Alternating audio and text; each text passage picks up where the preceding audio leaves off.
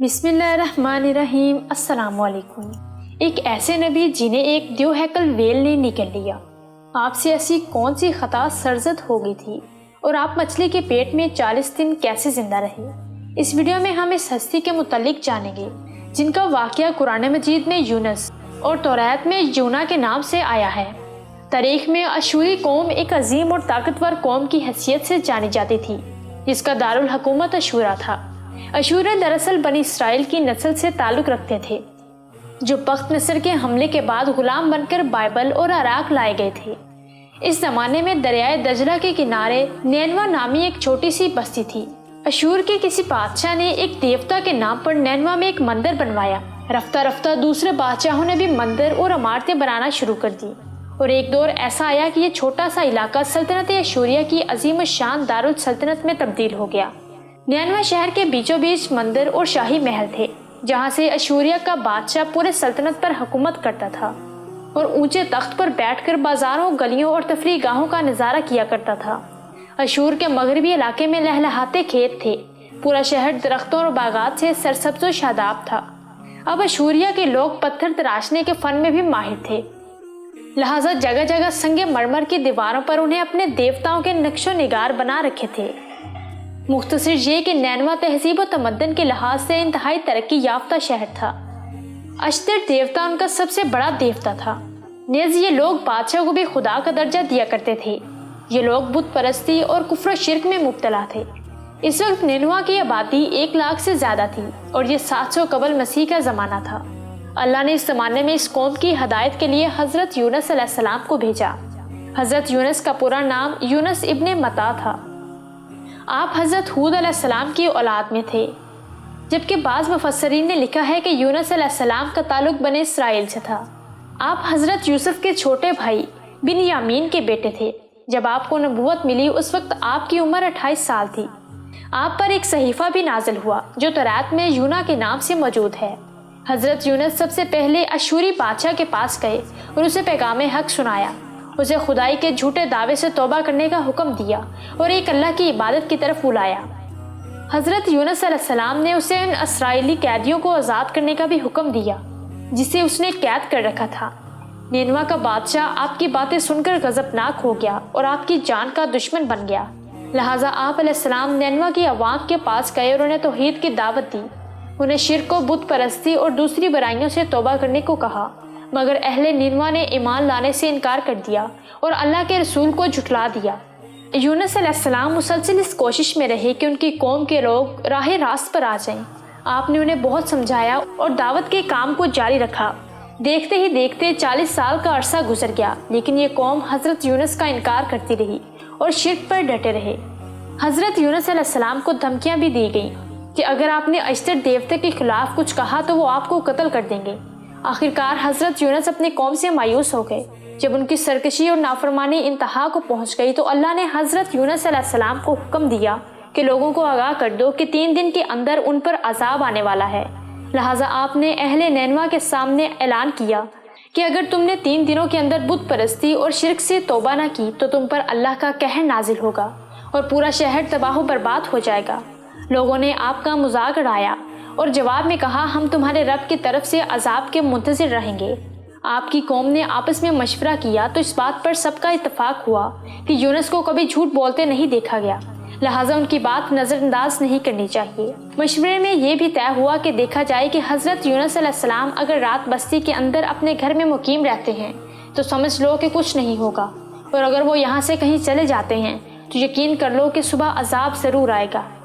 حضرت یونس علیہ السلام رات کو اس بستی سے نکل گئے۔ صبح ہوئی تو عذاب الہی کا ایک سیاہ دھواں بادل کی شکل میں بستی والوں کے سروں پر منڈلانے لگا۔ جب وہ ان کے قریب ہونے لگا تو ان لوگوں کو یقین ہو گیا کہ اب وہ سب ہلاک ہونے والے ہیں۔ دراصل حضرت یونس علیہ السلام اپنی قوم سے ناراض ہو کر چلے گئے تھے، مگر انہیں وہاں سے نکلنے کا حکم نہیں دیا گیا تھا۔ وہ عذاب کی اطلاع دینے کے بعد اللہ کی اجازت کے بغیر اپنا علاقہ چھوڑ گئے تھے۔ آثار عذاب دیکھ کر جب اشوریوں نے توبہ استغفار کی تو اللہ تعالیٰ نے انہیں معاف کر دیا۔ اللہ تعالیٰ کسی قوم کو اس وقت تک عذاب نہیں دیتا جب تک وہ اپنی حجت پوری نہیں کر لیتا۔ بس یونس علیہ السلام نے اس قوم میں مہلت کے آخری لمحے تک نصیحت کا سلسلہ جاری نہیں رکھا۔ اور اللہ کے مقرر کردہ وقت سے پہلے وہ خود ہی ہجرت کر گئے تو اللہ کے انصاف نے اس قوم کو عذاب دینا گوارا نہ کیا اور انہیں معاف کر دیا۔ جب حضرت یونس علیہ السلام فرات کے کنارے پہنچے تو ایک کشتی کو مسافروں سے بھرا ہوا پایا۔ حضرت یونس علیہ السلام کشتی میں سوار ہو گئے اور کشتی میں لنگر اٹھایا۔ پورے دن میں کشتی سمندر میں سکون سے چلتی رہی۔ اچانک اونچی اونچی لہریں اٹھنے لگیں۔ لوگوں نے اپنا ساز و سامان سمندر میں پھینک دیا کہ کشتی کا بوجھ کم ہو جائے، لیکن کشتی کا بوجھ پھر بھی کم نہ ہوا۔ جب کشتی ڈگمگانے لگی تو کشتی کے غرق ہونے کا یقین ہونے لگا۔ اہل کشتی نے اپنے عقیدے کے مطابق کہا کہ ایسا معلوم ہوتا ہے کہ اس کشتی میں کوئی غلام اپنے آقا سے بھاگا ہوا ہے، جب تک اس کو اس کشتی سے الگ نہ کیا جائے گا نجات مشکل ہے۔ یونس علیہ السلام نے سنا تو ان کو تنبیہ ہوا کہ اللہ کو میرا نینوا سے وحی کا انتظار کیے بغیر اس طرح چلے آنا پسند نہ آیا اور یہ میری آزمائش کے آثار ہیں۔ یہ سوچ کر انہوں نے اہل کشتی سے فرمایا کہ میں ہی وہ غلام ہوں جو اپنے آقا سے بھاگا ہوں۔ لہٰذا 3 مرتبہ قرآن اندازی کی گئی اور تینوں مرتبہ حضرت یونس علیہ السلام کا نام نکلا۔ تب مجبور ہو کر انہوں نے حضرت یونس کو دریا میں ڈال دیا۔ اس وقت اللہ تعالیٰ نے ایک بڑی مچھلی کو حکم دیا کہ انہیں نگل لو، یہ تمہاری غذا نہیں ہے، اس لیے ان کے جسم پر کوئی تکلیف نہیں ہونی چاہیے۔ مچھلی نے حضرت یونس علیہ السلام کو اپنے پیٹ میں نگل لیا۔ یونس علیہ السلام نے جب مچھلی کے پیٹ میں خود کو زندہ پایا تو بارگاہ الہی میں اپنی ندامت کا اظہار کیا کہ میں وحی الہی کا انتظار کیے بغیر اور اللہ سے اجازت لیے بغیر امت سے ناراض ہو کر نینوا سے نکل آیا۔ حضرت یونس نے مچھلی کے پیٹ میں اللہ کو پکارا۔ ان پر 3 اندھیرے اکٹھے ہو گئے تھے، رات کا اندھیرا، مچھلی کے پیٹ کا اندھیرا اور سمندر کا اندھیرا۔